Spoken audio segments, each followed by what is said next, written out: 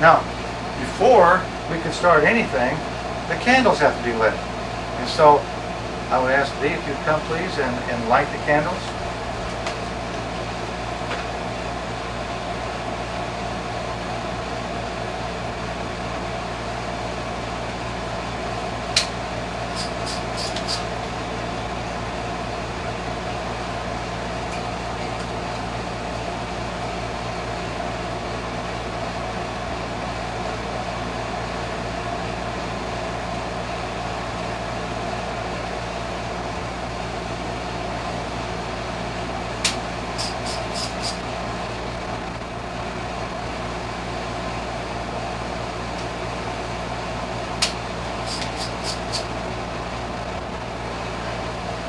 There's a specific prayer that you will now read.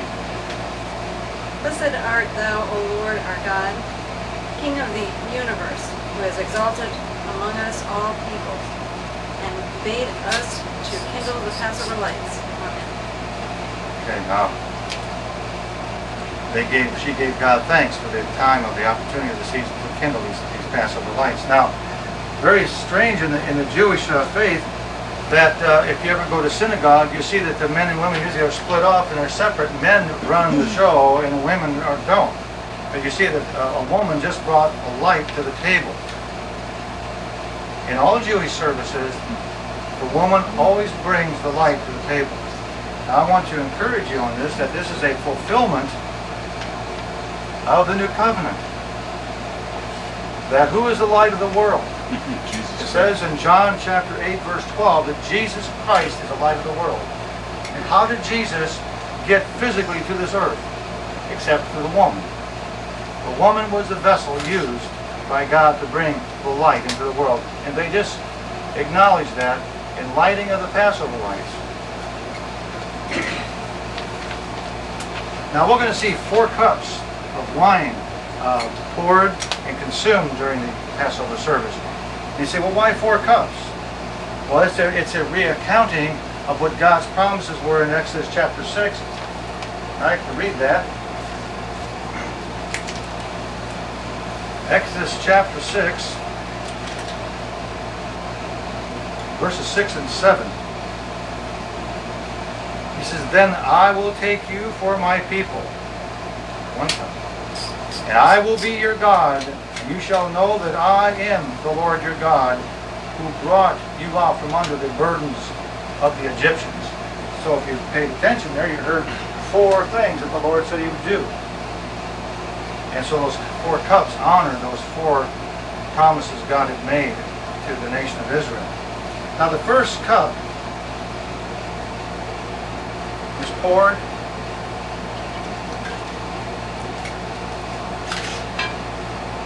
And before they would consume this cup, there would be a Kaddish, or a blessing. And it would say this, it would go like this. Blessed art thou, O Lord our God, who has created the fruit of the vine. Blessed art thou, O Lord our God, who has sustained us to enable to reach this season. That's the first Kaddish, or the first blessing of the first cup. With the wine being poured, we would focus our attention over here to the plate of matzah. Unleavened bread, no yeast. The Father would take a little bag that has 3 compartments in it. And he would put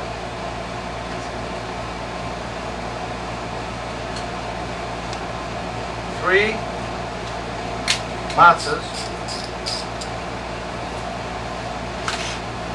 in the bag. See the 3? I don't know about you. You know what that tells me? 3 and 1. What does that bring to your memory? The Trinity. But how can it be the Trinity when... But it's amazing, isn't it? But something even goes further than that. The Father then would take, and there would be a blessing of the matzah.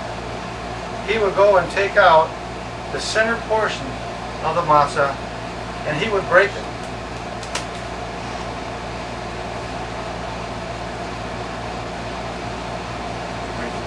placing the broken piece back in the bag. But then he would take the broken piece and take a white cloth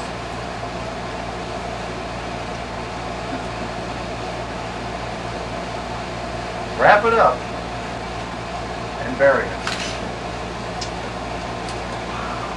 I'll tell you what that tells me. That something, if this is a picture of heaven here and something left heaven and eventually was wiped and wrapped in white linen and then buried, how do you deny that? In fact, it's called the afakomen in the Hebrew, which means the reward.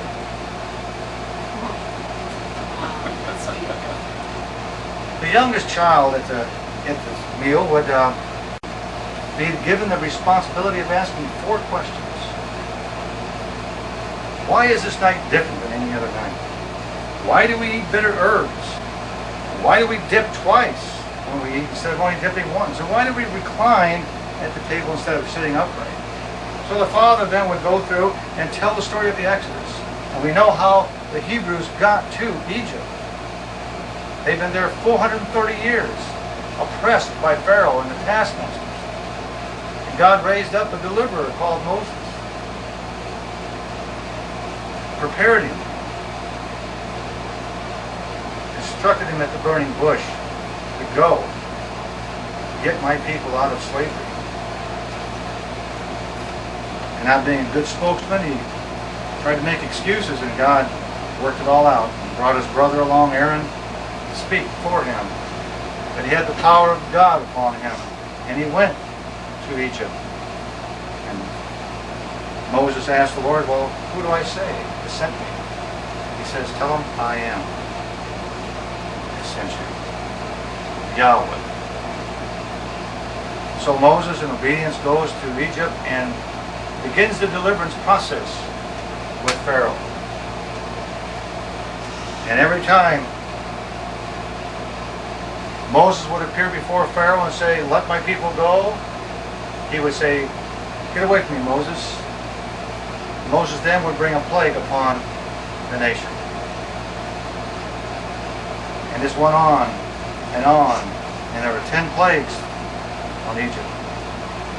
The last plague being the most severe, the death of the firstborn of every household. Now, not everybody died. Because that night, the Lord told Moses to tell the people to get that spotless lamb,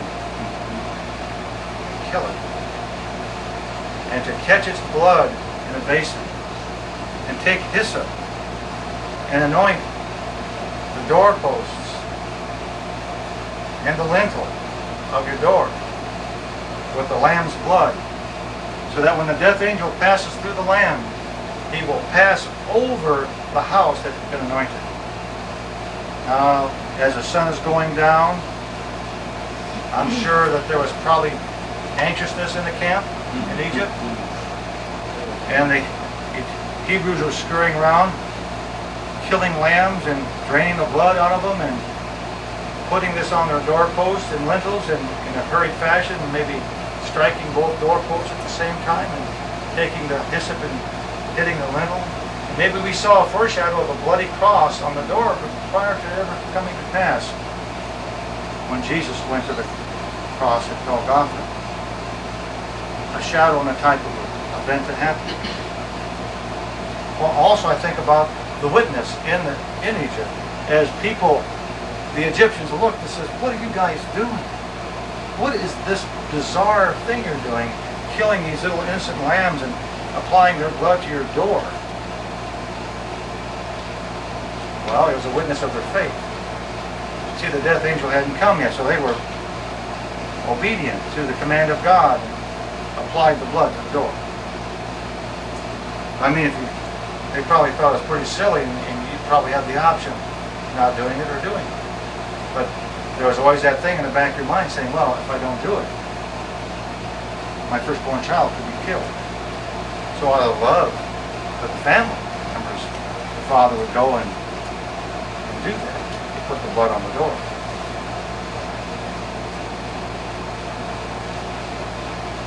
Why blood? Why use blood? Why take a spotless little innocent lamb and kill it and apply blood? Well, Leviticus says that the life is in the blood. And without the shedding of blood, there is no remission of sins. Remember, salvation is on God's terms, not yours. God defines how the salvation process happens. We talk about a perfect, spotless lamb. In Psalm 34:20, it talks about that. Not a bone of him shall be broken.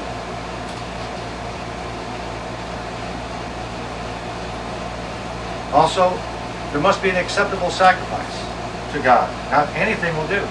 There's only, when God establishes the terms of salvation, He establishes what is acceptable to Him. In Exodus 34:20, it's detailed. I'll read that to you.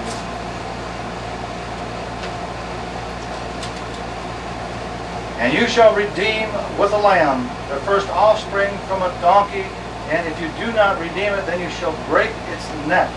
You shall redeem all the firstborn of your sons, and none of them shall appear before me empty-handed. So you cannot go before the Lord empty-handed. You must have the proper sacrifice when you appear before the Lord, or you will be cast out. Also in Deuteronomy 16:16, it talks about do not appear before the Lord empty-handed. And so I would like to share John 14:6 with you, that I am the way, the truth, and the life. For no one comes to the Father but through me, saith Jesus Christ. It's pretty narrow, isn't it? There's only one way to heaven. It's through Jesus Christ only.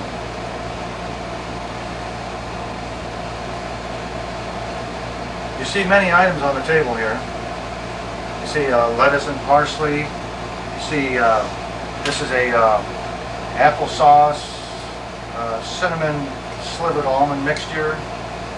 We have a lamb bone shank.